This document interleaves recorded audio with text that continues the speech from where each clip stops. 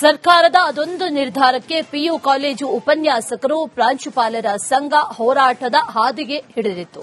ದ್ವಿತೀಯ ಪಿಯುಸಿ ಮೌಲ್ಯಮಾಪನ ಬಹಿಷ್ಕರಿಸುವ ನಿರ್ಧಾರಕ್ಕೂ ಕೂಡ ಬಂದಿತ್ತು. ಆದರೆ ಈಗ ಸರ್ಕಾರ ತನ್ನ ನಿರ್ಧಾರವನ್ನ ಬದಲಿಸಿದೆ. ಇದೇನು ಸುದ್ದಿ ಅಂತ ನೀವು ಅಂದ್ಕೊಳ್ತಾ ಇರಬಹುದು. ಈ ಡೀಟೇಲ್ಸ್ ನೋಡ್ಕೊಂಡು ಬನ್ನಿ. ಸರ್ಕಾರದ ವಿರುದ್ಧ ಉಪನ್ಯಾಸಕರ ಕಿಚ್ಚು. ಸರ್ಕಾರದ ಪ್ರಸ್ತಾವನೆ ವಿರೋಧಿಸಿ ಪ್ರೊಟೆಸ್ಟ್. ಕೊನೆಗೂ ತನ್ನ ನಿರ್ಧಾರ ಬದಲಿಸಿದ ಸರ್ಕಾರದ ಒಂದು ನಿರ್ಧಾರದ ವಿರುದ್ಧ ಕಾಲೇಜು ಉಪನ್ಯಾಸಕರು ಸಿಟ್ಟಾಗಿದ್ದಾರೆ. ಹೌದು, ಪದವಿ ಪೂರ್ವ ಶಿಕ್ಷಣ ಇಲಾಖೆಯ ಉಪನಿರ್ದೇಶಕರ ಕಚೇರಿಗಳ ಮೇಲಿನ ಅಧಿಕಾರ, ಮೇಲುಸ್ತುವಾರಿ ಮತ್ತು ನಿಯಂತ್ರಣ ಜವಾಬ್ದಾರಿಯನ್ನು ಜಿಲ್ಲಾ ಪಂಚಾಯತ್ ಸಿಇಒಗೆ ವರ್ಗಾಯಿಸುವ ಸರ್ಕಾರದ ಪ್ರಸ್ತಾವನೆ ಇದಕ್ಕೆ ಕಾರಣವಾಗಿದೆ. ಸರ್ಕಾರ ಇದೇ ನಿರ್ಧಾರವನ್ನು ವಿರೋಧಿಸಿ ರಾಜ್ಯದ ಪದವಿ ಪೂರ್ವ ಕಾಲೇಜುಗಳ ಉಪನ್ಯಾಸಕರು ಮತ್ತು ಪ್ರಾಂಶುಪಾಲರು ನಾಳೆಯಿಂದ ಆರಂಭ ಆಗಲಿರೋ ಪಿಯು ಮೌಲ್ಯಮಾಪನ ಬಹಿಷ್ಕರಿಸುವ ನಿರ್ಧಾರವನ್ನು ಕೈಗೊಂಡಿದ್ದರು. ಹಾಗಾಗಿ ರಾಜ್ಯದ ಪದವಿ ಪೂರ್ವ ಕಾಲೇಜುಗಳ ಉಪನ್ಯಾಸಕರ ಸಮಸ್ಯೆ ಕುರಿತು ರಿಪಬ್ಲಿಕ್ ಕನ್ನಡ ಸುದ್ದಿ ಬಿತ್ತರಿಸಿ ಸರ್ಕಾರವನ್ನು ಎಚ್ಚರಿಸುವ ಕೆಲಸ ಮಾಡಿತ್ತು. ಇದರಿಂದ ಎಚ್ಚೆತ್ತ ಶಿಕ್ಷಣ ಇಲಾಖೆ ಹಾಗೂ ಸಚಿವರು ಈ ರೀತಿಯ ಪ್ರಸ್ತಾವನೆ ಸರ್ಕಾರದ ಮುಂದೆ ಇಲ್ಲ ಅಂತ ಹೇಳಿದ್ದಾರೆ. ಈ ಬಗ್ಗೆ ಉಪನ್ಯಾಸಕರು ಆತಂಕ ಪಡುವ ಅಗತ್ಯ ಇಲ್ಲ. ಡಿಡಿಪಿಯು ಕಚೇರಿ ಮೇಲ್ವಿಚಾರಣೆ ಜಿಲ್ಲಾ ವರ್ಗಾಯಿಸುವ ಪ್ರಸ್ತಾವನೆ ಸರ್ಕಾರ ಮುಂದೆ ಇಲ್ಲ. ಈ ಹಿಂದೆ ಹೊರಡಿಸಲಾಗಿದ್ದ ಸುತ್ತೋಲೆಯನ್ನ ಹಿಂಪಡೆಯಲಾಗಿದೆ. ಬಹಳ ಸಂತಸದ ಸಂಗತಿ ಅಂತ ಹೇಳಿದ್ರೆ ಈ ಒಂದು ನಿರ್ಧಾರ ತಮ್ಮೆಲ್ಲ ಮಾಧ್ಯಮ ಮಿತ್ರರ ಸಹಾಯದಿಂದ ಹಾಗೆ ನಮ್ಮನ್ನ ರೆಪ್ರೆಸೆಂಟ್ ಮಾಡುವಂತಹ ಶಾಸಕರ ಅವರ ಒಂದು ಧ್ವನಿಯ ಫಲವಾಗಿ ಹಾಗೆ ಎಲ್ಲ ಉಪನ್ಯಾಸಕ ಮತ್ತು ಪ್ರಾಚಾರ್ಯರ ಒಂದು ಒಕ್ಕೂಟಿನ ಹೋರಾಟದ ಫಲವಾಗಿ ಮಾನ್ಯ ಶಿಕ್ಷಣ ಸಚಿವರು ನಿನ್ನೆ ಸದನದಲ್ಲಿ ಒಂದು ಹೇಳಿಕೆಗಳನ್ನು ಕೂಡ ಕೊಟ್ಟರು. ಈ ಸದನದಲ್ಲಿ ಈ ವಿಷಯವನ್ನ ಶೂನ್ಯ ವೇಳೆಯಲ್ಲಿ ಪ್ರಸ್ತಾವನೆ ಮಾಡಿದ್ರು. ಪ್ರಸ್ತಾವನೆ ಮಾಡಿದಾಗ ಅದಕ್ಕೆ ಸೂಕ್ತವಾದಂತಹ ಉತ್ತರವನ್ನು ಕೊಟ್ಟು ಇಲ್ಲ ನಾವು ಆ ರೀತಿಯಂತ ಪ್ರಸ್ತಾವನೆಯನ್ನ ನಮ್ಮ ಸರ್ಕಾರದ ಮುಂದಿಲ್ಲ ಅಂತ ಹೇಳಿ ಒಂದು ಅಂಶವನ್ನು ಹೇಳೋದ್ರ ಜೊತೆಗೆ ನಮ್ಮ ಮೊದಲ ರೀತಿಯಂತ ಬೇಡಿಕೆ ಈಡೇರಿದಂಗಾಗಿದೆ. ಇನ್ನು ಹಿನ್ನೆಲೆಯಲ್ಲಿ ಪಿಯು ಮೌಲ್ಯಮಾಪನ ಬಹಿಷ್ಕಾರ ನಿರ್ಧಾರವನ್ನ ರಾಜ್ಯದ ಪದವಿ ಪೂರ್ವ ಕಾಲೇಜುಗಳ ಉಪನ್ಯಾಸಕರು ಮತ್ತು ಪ್ರಾಂಶುಪಾಲರು ಕೈಬಿಟ್ಟಿದ್ದು ನಾಳೆಯಿಂದ ಆರಂಭಗೊಳ್ಳಲಿರುವ ಮೌಲ್ಯಮಾಪನದಲ್ಲಿ ಭಾಗಿಯಾಗುವುದು ತಿಳಿಸಿದ್ದಾರೆ. ಮಾನ್ಯ ನಮ್ಮ ಶಾಸಕರು ಭೋಜೇಗೌಡರು ಮತ್ತು ಪುಟ್ಟಣ್ಣವರು ನಿನ್ನೆ ಸದನದಲ್ಲಿ ಈ ಪ್ರಶ್ನೆಯನ್ನು ಎತ್ತಿದಾಗ ಅದಕ್ಕೆ ನಮ್ಮ ಮಾನ್ಯ ಮುಖ್ಯ ಮಂತ್ರಿಗಳು, ಶಿಕ್ಷಣ ಮಂತ್ರಿಗಳು ಅದಕ್ಕೆ ಸಕಾರಾತ್ಮಕವಾಗಿ ಸ್ಪಂದಿಸಿ ಅಂತಹ ಪ್ರಸ್ತಾವನೆ ಯಾವುದೂ ಇಲ್ಲ, ನಿಮ್ಮ ಎಲ್ಲಾ ಬೇಡಿಕೆಗಳನ್ನು ಈಡೇರಿಸಲಿಕ್ಕೆ ನಾವು ಬದ್ಧರಾಗಿದ್ದೀವಿ ಅಂತ ಹೇಳಿದ ಮೇಲೆ ಎರಡೂ ಸಂಘಟನೆಗಳು ನಾವು ಇವತ್ತು ಒಗ್ಗೂಡಿ ಅದಕ್ಕೊಂದು ತೀರ್ಮಾನವನ್ನು ತೆಗೆದುಕೊಂಡು ನಾವು ನಾಳೆ 20ನೇ ತಾರೀಕಿನಿಂದ ಮೌಲ್ಯಮಾಪನ ಕಾರ್ಯಕ್ಕೆ ಹಾಜರಾಗ್ತಾ ಇದ್ದೀವಿ. ಸರ್ಕಾರದ ಭರವಸೆಯ ಮೇಲೆ ಪಿಯು ಉಪನ್ಯಾಸಕರು ತಮ್ಮ ಹೋರಾಟದ ನಿರ್ಧಾರ ಕೈಬಿಟ್ಟು ಮೌಲ್ಯಮಾಪನಕ್ಕೆ ಮುಂದಾಗಿದ್ದಾರೆ. ಹಾಗಾಗಿ ಸರ್ಕಾರ ತಡ ಮಾಡದೆ ಉಪನ್ಯಾಸಕರ ನ್ಯಾಯಯುತ ಬೇಡಿಕೆ ಈಡೇರಿಸಲಿ ಅನ್ನೋದೇ ನಮ್ಮ ಆಗ್ರಹ. Bheemanaik S, republic Kannada, Shivamogga. ಸರ್ಕಾರದ ಅದೊಂದು ನಿರ್ಧಾರಕ್ಕೆ ಪಿಯು ಕಾಲೇಜು ಉಪನ್ಯಾಸಕರು ಪ್ರಾಂಶುಪಾಲರ ಸಂಘ ಹೋರಾಟದ ಹಾದಿಗೆ ಹಿಡಿದಿತ್ತು. ದ್ವಿತೀಯ ಪಿಯುಸಿ ಮೌಲ್ಯಮಾಪನ ಬಹಿಷ್ಕರಿಸುವ ನಿರ್ಧಾರಕ್ಕೂ ಕೂಡ ಬಂದಿತ್ತು. ಆದರೆ ಈಗ ಸರ್ಕಾರ ತನ್ನ ನಿರ್ಧಾರವನ್ನ ಬದಲಿಸಿದೆ.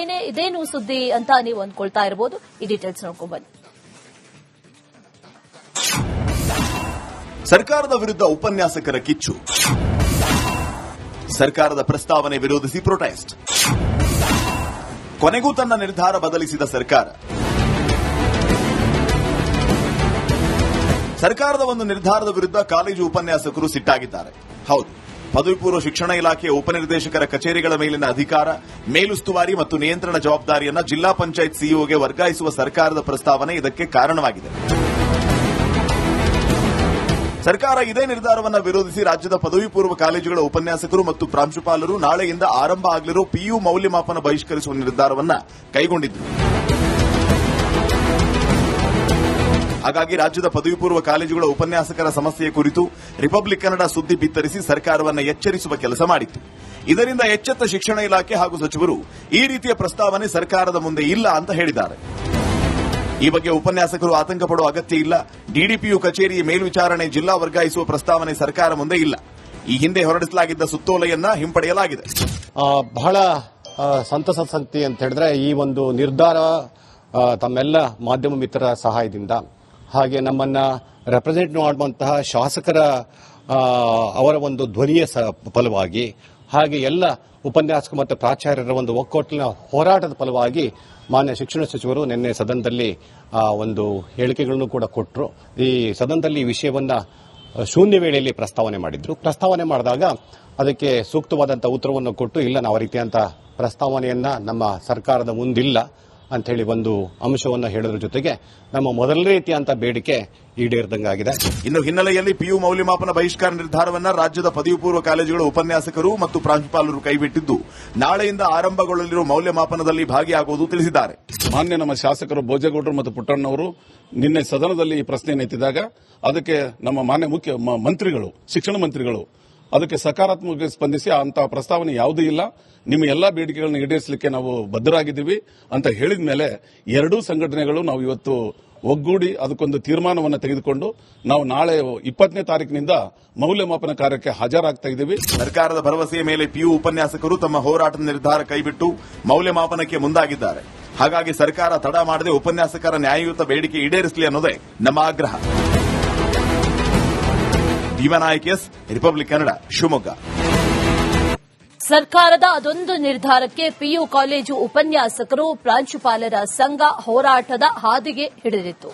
ದ್ವಿತೀಯ ಪಿಯುಸಿ ಮೌಲ್ಯಮಾಪನ ಬಹಿಷ್ಕರಿಸುವ ನಿರ್ಧಾರಕ್ಕೂ ಕೂಡ ಬಂದಿತ್ತು. ಆದರೆ ಈಗ ಸರ್ಕಾರ ತನ್ನ ನಿರ್ಧಾರವನ್ನ ಬದಲಿಸಿದೆ. ಇದೇನು ಸುದ್ದಿ ಅಂತ ನೀವು ಅಂದ್ಕೊಳ್ತಾ ಇರಬಹುದು. ಈ ಡೀಟೇಲ್ಸ್ ನೋಡ್ಕೊಂಡು ಬನ್ನಿ. ಸರ್ಕಾರದ ವಿರುದ್ಧ ಉಪನ್ಯಾಸಕರ ಕಿಚ್ಚು. ಸರ್ಕಾರದ ಪ್ರಸ್ತಾವನೆ ವಿರೋಧಿಸಿ ಪ್ರೊಟೆಸ್ಟ್. ಕೊನೆಗೂ ತನ್ನ ನಿರ್ಧಾರ ಬದಲಿಸಿದ ಸರ್ಕಾರದ ಒಂದು ನಿರ್ಧಾರದ ವಿರುದ್ಧ ಕಾಲೇಜು ಉಪನ್ಯಾಸಕರು ಸಿಟ್ಟಾಗಿದ್ದಾರೆ. ಹೌದು, ಪದವಿ ಪೂರ್ವ ಶಿಕ್ಷಣ ಇಲಾಖೆಯ ಉಪನಿರ್ದೇಶಕರ ಕಚೇರಿಗಳ ಮೇಲಿನ ಅಧಿಕಾರ, ಮೇಲುಸ್ತುವಾರಿ ಮತ್ತು ನಿಯಂತ್ರಣ ಜವಾಬ್ದಾರಿಯನ್ನು ಜಿಲ್ಲಾ ಪಂಚಾಯತ್ ಸಿಇಒಗೆ ವರ್ಗಾಯಿಸುವ ಸರ್ಕಾರದ ಪ್ರಸ್ತಾವನೆ ಇದಕ್ಕೆ ಕಾರಣವಾಗಿದೆ. ಸರ್ಕಾರ ಇದೇ ನಿರ್ಧಾರವನ್ನು ವಿರೋಧಿಸಿ ರಾಜ್ಯದ ಪದವಿ ಪೂರ್ವ ಕಾಲೇಜುಗಳ ಉಪನ್ಯಾಸಕರು ಮತ್ತು ಪ್ರಾಂಶುಪಾಲರು ನಾಳೆಯಿಂದ ಆರಂಭ ಆಗಲಿರೋ ಪಿಯು ಮೌಲ್ಯಮಾಪನ ಬಹಿಷ್ಕರಿಸುವ ನಿರ್ಧಾರವನ್ನು ಕೈಗೊಂಡಿದ್ರು. ಹಾಗಾಗಿ ರಾಜ್ಯದ ಪದವಿ ಪೂರ್ವ ಕಾಲೇಜುಗಳ ಉಪನ್ಯಾಸಕರ ಸಮಸ್ಯೆ ಕುರಿತು ರಿಪಬ್ಲಿಕ್ ಕನ್ನಡ ಸುದ್ದಿ ಬಿತ್ತರಿಸಿ ಸರ್ಕಾರವನ್ನು ಎಚ್ಚರಿಸುವ ಕೆಲಸ ಮಾಡಿತ್ತು. ಇದರಿಂದ ಎಚ್ಚೆತ್ತ ಶಿಕ್ಷಣ ಇಲಾಖೆ ಹಾಗೂ ಸಚಿವರು ಈ ರೀತಿಯ ಪ್ರಸ್ತಾವನೆ ಸರ್ಕಾರದ ಮುಂದೆ ಇಲ್ಲ ಅಂತ ಹೇಳಿದ್ದಾರೆ. ಈ ಬಗ್ಗೆ ಉಪನ್ಯಾಸಕರು ಆತಂಕ ಪಡುವ ಅಗತ್ಯ ಇಲ್ಲ. ಡಿಡಿಪಿಯು ಕಚೇರಿ ಮೇಲ್ವಿಚಾರಣೆ ಜಿಲ್ಲಾ ವರ್ಗಾಯಿಸುವ ಪ್ರಸ್ತಾವನೆ ಸರ್ಕಾರ ಮುಂದೆ ಇಲ್ಲ. ಈ ಹಿಂದೆ ಹೊರಡಿಸಲಾಗಿದ್ದ ಸುತ್ತೋಲೆಯನ್ನ ಹಿಂಪಡೆಯಲಾಗಿದೆ. ಬಹಳ ಸಂತಸದ ಸಂಗತಿ ಅಂತ ಹೇಳಿದ್ರೆ ಈ ಒಂದು ನಿರ್ಧಾರ ತಮ್ಮೆಲ್ಲ ಮಾಧ್ಯಮ ಮಿತ್ರರ ಸಹಾಯದಿಂದ ಹಾಗೆ ನಮ್ಮನ್ನ ರೆಪ್ರೆಸೆಂಟ್ ಮಾಡುವಂತಹ ಶಾಸಕರ ಅವರ ಒಂದು ಧ್ವನಿಯ ಫಲವಾಗಿ ಹಾಗೆ ಎಲ್ಲ ಉಪನ್ಯಾಸಕ ಮತ್ತು ಪ್ರಾಚಾರ್ಯರ ಒಂದು ಒಕ್ಕೂಟಿನ ಹೋರಾಟದ ಫಲವಾಗಿ ಮಾನ್ಯ ಶಿಕ್ಷಣ ಸಚಿವರು ನಿನ್ನೆ ಸದನದಲ್ಲಿ ಒಂದು ಹೇಳಿಕೆಗಳನ್ನು ಕೂಡ ಕೊಟ್ಟರು. ಈ ಸದನದಲ್ಲಿ ಈ ವಿಷಯವನ್ನ ಶೂನ್ಯ ವೇಳೆಯಲ್ಲಿ ಪ್ರಸ್ತಾವನೆ ಮಾಡಿದ್ರು. ಪ್ರಸ್ತಾವನೆ ಮಾಡಿದಾಗ ಅದಕ್ಕೆ ಸೂಕ್ತವಾದಂತಹ ಉತ್ತರವನ್ನು ಕೊಟ್ಟು ಇಲ್ಲ, ನಾವು ರೀತಿಯಂತ ಪ್ರಸ್ತಾವನೆಯನ್ನ ನಮ್ಮ ಸರ್ಕಾರದ ಮುಂದಿಲ್ಲ ಅಂತ ಹೇಳಿ ಒಂದು ಅಂಶವನ್ನು ಹೇಳೋದ್ರ ಜೊತೆಗೆ ನಮ್ಮ ಮೊದಲ ರೀತಿಯಂತ ಬೇಡಿಕೆ ಈಡೇರಿದಂಗಾಗಿದೆ. ಇನ್ನು ಹಿನ್ನೆಲೆಯಲ್ಲಿ ಪಿಯು ಮೌಲ್ಯಮಾಪನ ಬಹಿಷ್ಕಾರ ನಿರ್ಧಾರವನ್ನ ರಾಜ್ಯದ ಪದವಿ ಪೂರ್ವ ಕಾಲೇಜುಗಳ ಉಪನ್ಯಾಸಕರು ಮತ್ತು ಪ್ರಾಂಶುಪಾಲರು ಕೈಬಿಟ್ಟಿದ್ದು ನಾಳೆಯಿಂದ ಆರಂಭಗೊಳ್ಳಲಿರುವ ಮೌಲ್ಯಮಾಪನದಲ್ಲಿ ಭಾಗಿಯಾಗುವುದು ತಿಳಿಸಿದ್ದಾರೆ. ಮಾನ್ಯ ನಮ್ಮ ಶಾಸಕರು ಭೋಜೇಗೌಡರು ಮತ್ತು ಪುಟ್ಟಣ್ಣವರು ನಿನ್ನೆ ಸದನದಲ್ಲಿ ಈ ಪ್ರಶ್ನೆಯನ್ನು ಎತ್ತಿದಾಗ ಅದಕ್ಕೆ ನಮ್ಮ ಮಾನ್ಯ ಮುಖ್ಯ ಮಂತ್ರಿಗಳು, ಶಿಕ್ಷಣ ಮಂತ್ರಿಗಳು ಅದಕ್ಕೆ ಸಕಾರಾತ್ಮಕವಾಗಿ ಸ್ಪಂದಿಸಿ ಅಂತಹ ಪ್ರಸ್ತಾವನೆ ಯಾವುದೂ ಇಲ್ಲ, ನಿಮ್ಮ ಎಲ್ಲಾ ಬೇಡಿಕೆಗಳನ್ನು ಈಡೇರಿಸಲಿಕ್ಕೆ ನಾವು ಬದ್ಧರಾಗಿದ್ದೀವಿ ಅಂತ ಹೇಳಿದ ಮೇಲೆ ಎರಡೂ ಸಂಘಟನೆಗಳು ನಾವು ಇವತ್ತು ಒಗ್ಗೂಡಿ ಅದಕ್ಕೊಂದು ತೀರ್ಮಾನವನ್ನು ತೆಗೆದುಕೊಂಡು ನಾವು ನಾಳೆ 20ನೇ ತಾರೀಕಿನಿಂದ ಮೌಲ್ಯಮಾಪನ ಕಾರ್ಯಕ್ಕೆ ಹಾಜರಾಗ್ತಾ ಇದ್ದೀವಿ. ಸರ್ಕಾರದ ಭರವಸೆಯ ಮೇಲೆ ಪಿಯು ಉಪನ್ಯಾಸಕರು ತಮ್ಮ ಹೋರಾಟದ ನಿರ್ಧಾರ ಕೈಬಿಟ್ಟು ಮೌಲ್ಯಮಾಪನಕ್ಕೆ ಮುಂದಾಗಿದ್ದಾರೆ. ಹಾಗಾಗಿ ಸರ್ಕಾರ ತಡ ಮಾಡದೆ ಉಪನ್ಯಾಸಕ